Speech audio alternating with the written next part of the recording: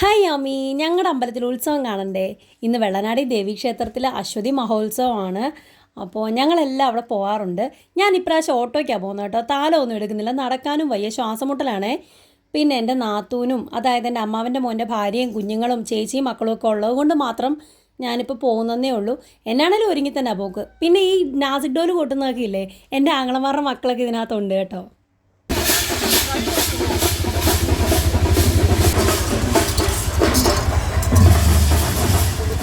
പിന്നെ നമ്മുടെ ഇവിടുത്തെ ഉത്സവത്തിന് ആനയെ ബുദ്ധിമുട്ടിക്കുക എന്ന് പറഞ്ഞ പരിപാടിയൊന്നുമില്ല. ഇവിടുത്തെ ഇതാണ് പരിപാടി കേട്ടോ. പിന്നെ നല്ല താലം ഉണ്ടായിരുന്നു, എല്ലാവരും നല്ല സുന്ദരിമാരൊക്കെ ആയിട്ട് ഒരുങ്ങി വന്നിട്ടുണ്ടായിരുന്നു. പിന്നെ നല്ല മേളവും കൊട്ടും ഒക്കെ ആയിട്ട് ആഘോഷമാണ്. ഇതേ എൻ്റെ നാത്തൂനൊക്കെയാണ് ഇവിടെ നിൽക്കുന്നത്. അവരിവിടെ വെള്ളം കൊടുക്കുവാണ് കേട്ടോ. അമരാവതി എന്ന് പറയുന്ന സ്ഥലം കവലയാണ്. അപ്പോൾ ഇവിടെയാണ് നമ്മുടെ ഒരുക്കങ്ങളൊക്കെ. അപ്പോൾ എല്ലാവരും ഇവിടെ വന്ന് നല്ല രീതിയിൽ ഒന്ന് മേളവും കൊട്ടും കൈകൊട്ടിക്കളിയും എന്താ പറയുക തെയ്യവും ഇതെല്ലാം കൂടിയിട്ടാണ് നമ്മൾ അങ്ങോട്ട് അമ്പലത്തിലോട്ട് പോകുന്നത്. ഇതെൻ്റെ ആങ്ങളയുടെ മക്കളും ചേച്ചിയുടെ മക്കളും ഒക്കെയാണ് കേട്ടോ. പിന്നെ ഈ കോലം തെയ്യമൊന്നും ഇതിന് മുന്നേ ഉണ്ടായിട്ടില്ല, ഞാൻ ആദ്യമായിട്ടാണ് കാണുന്നത്. അപ്പോൾ മറ്റെന്തെങ്കിലുമൊക്കെ ആയിരിക്കും എല്ലാ പ്രാവശ്യവും കാണുന്നത്. ഇതാദ്യമാണ് ഞാൻ ഈ ഒരു തെയ്യമൊക്കെ ഒന്ന് കണ്ടത്. പിന്നെ ഞാനും എൻ്റെ പിള്ളേരും, ഇവളുമാരെ എന്നെ ഏൽപ്പിച്ചിട്ട് നാത്തൂന് അപ്പുറത്തോട്ട് പോയി. അപ്പോൾ ഇവളുമാർ 3 പേരും ഞാൻ നോക്കി, മകനെ നാത്തൂനും നോക്കി. അപ്പോൾ എൻ്റെ മേക്കപ്പ് എങ്ങനെയാണ് വലുതായിട്ട് കണ്ണൊന്നും വലിച്ചിരുന്നാലൊന്നുമില്ല, ജസ്റ്റ് ഒന്ന് ചെറിയ ഷെയ്ഡ് മേക്കപ്പ് ഒക്കെ ചെയ്തതേ ഉള്ളൂ. അതാണ് കൈകൊട്ടിക്കളിയുടെ ആൾക്കാർ, അതായത് മെമ്പറുടെ ഒക്കെ മക്കളൊക്കെ ഉണ്ടായിരുന്നു. അവരെല്ലാം നല്ല ഡാൻസേഴ്സാണ്. ഇവിടെ ഉത്സവം വന്നാൽ അവരായിരിക്കും എല്ലാത്തിനും മുൻപന്തിന്. എനിക്ക് എന്നാണെങ്കിലും അവരുടെ ഈ പരിപാടി ഇഷ്ടപ്പെട്ടു. എല്ലാത്തിനും ഉപരി അവരുടെ കോസ്റ്റ്യൂമാണ് എനിക്ക് ഇഷ്ടപ്പെട്ടത്. കാര്യം ആ ഒരു ബ്ലൗസ് സാരി ആ ഒരു നിറം അടിപൊളിയായിരുന്നു. പിന്നെ എൻ്റെ കണ്ണിൽ പെട്ടത് ആ വണ്ണമുള്ള കുട്ടിയാണ്, നല്ല രസമായിരുന്നു, നല്ല ക്യൂട്ടായിരുന്നു. പിന്നെ അതാണ്ട് ചെണ്ടമേളം എന്ന് പറഞ്ഞാൽ നമുക്കിവിടെ ഇടയ്ക്ക് ഭയങ്കരമാണ്. അതില്ലാത്തൊരു ഉത്സവം നമുക്കില്ല. അപ്പോൾ ഈ സംഭവം അത് ഏരിയാണ് കേട്ടോ. കണ്ടോ, നല്ല ഭംഗിയില്ല അത് കാണാൻ. അത് കുറേ നേരം ഉണ്ടായിരുന്നു. പിന്നെ ഞങ്ങൾ കാത്തിരുന്നത് ആ വണ്ടിക്കാരെയാണ് കേട്ടോ.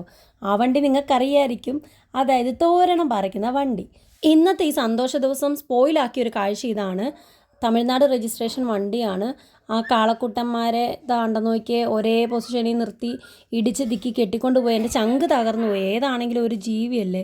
അതെനിക്ക് ഭയങ്കര വിഷമമായിട്ടോ. ഞാൻ പ്രാർത്ഥിച്ചു, എൻ്റെ ദൈവമേ ഈ ലോകത്തുള്ള ജീവികളോടുള്ള ക്രൂരതകളൊക്കെ അവസാനിക്കണേന്ന്. ഇറച്ചിക്കൊന്ന് മുറിച്ച് കൊല്ലുന്ന പോലെയല്ല ഇങ്ങനെ ഇട്ടൊക്കെ ടോർച്ചർ ചെയ്യുന്നത്. അതെനിക്ക് ഭയങ്കര വിഷമമാണ്. ഇനിയുള്ളത് നിങ്ങൾ കാണുക കേട്ടോ.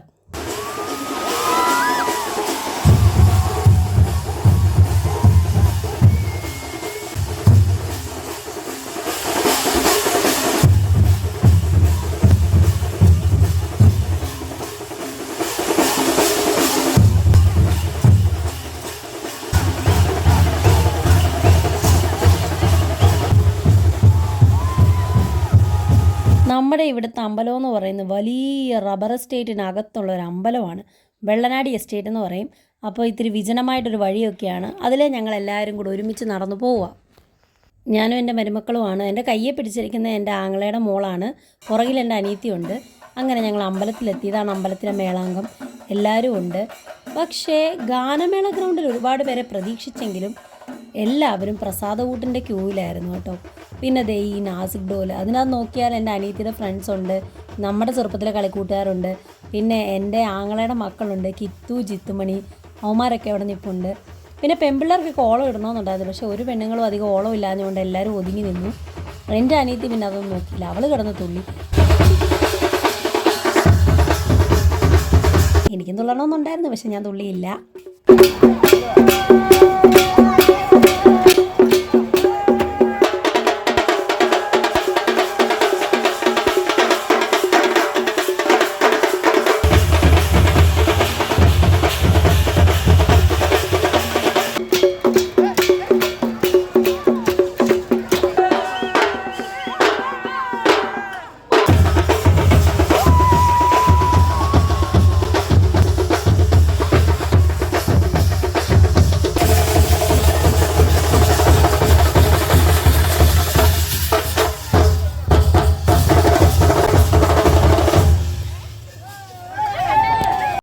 അവൻ എൻ്റെ ഏറ്റവും മൂത്ത ചേട്ടൻ്റെ മകനാണ്. ഞങ്ങളുടെയൊക്കെ ആദ്യത്തെ കുഞ്ഞുമാവയാണ് കേട്ടോ. അവൻ എന്നെ കളിയാക്കുവാണ് വ്ളോഗർ എന്നും പറഞ്ഞത്. കേൾപ്പിക്കാവേ.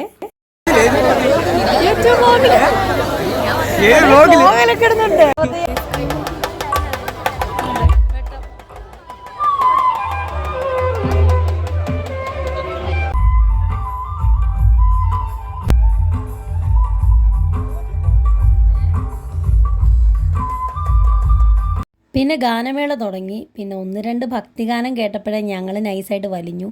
പക്ഷെ അനിയത്തി പറഞ്ഞു നിങ്ങൾ നേരത്തെ പോകണ്ടായിരുന്നു, 10-10:30 വരെ നീന്തിരുന്ന അടിപൊളി പാട്ടൊക്കെ ഉണ്ടായിരുന്നു എന്ന് പറഞ്ഞു. പിന്നെ ഞങ്ങൾ കുറച്ച് നേരമൊക്കെ അവിടെ നമ്മൾ വൈകുന്നേരം നമുക്ക് പ്രസാദമൊക്കെയുണ്ട്, അതിൻ്റെ തിരക്കുണ്ട്. ക്യൂ അങ്ങ് അക്കരപ്പറമ്പ് വരെ ഉണ്ടായിരുന്നു. എൻ്റെ പിന്നെ ഇതിൽ നിന്നൊന്നും ക്യൂ നിന്ന് കഴിക്കേണ്ട ഗതികളും എനിക്കില്ലെന്ന് പറഞ്ഞു ഞാൻ കഴിച്ചു.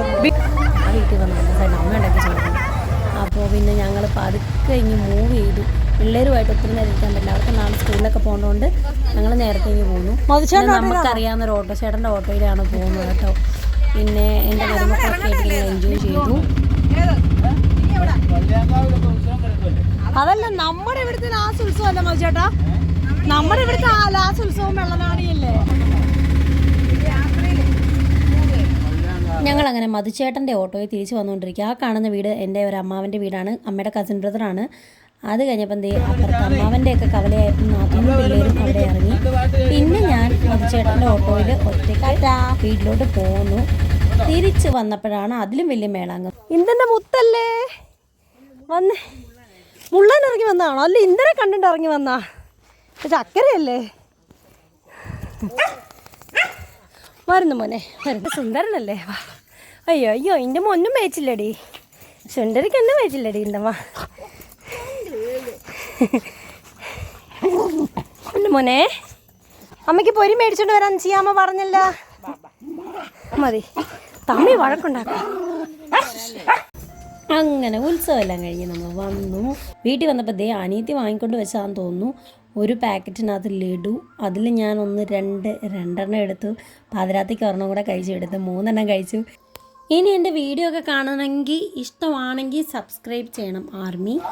അപ്പോൾ bye, thank you, I love U.